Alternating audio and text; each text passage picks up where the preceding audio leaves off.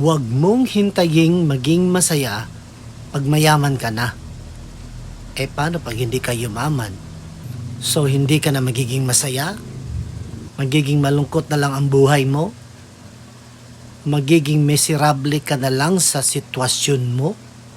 Dahil kadalasan yun ang iniisip ng iba, na magiging masaya lang sila pag mayaman na sila, maraming pera, maraming ari-arian.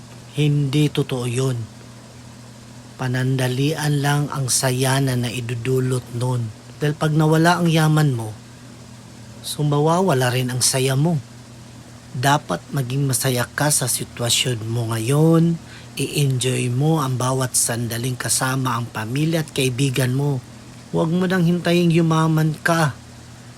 Kasi ang hirap nun kung hindi naman dumating. So nga, lungkot-lungkot lang? Totoo. Nagbibigay saya at komportableng buhay naman ang marami kang pera at yaman.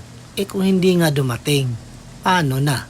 Kaya laging tandaan, dapat masaya ka sa bawat araw ng buhay mo.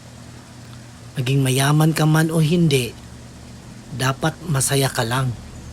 Dahil ang pagiging masaya ay hindi ito na ituturo.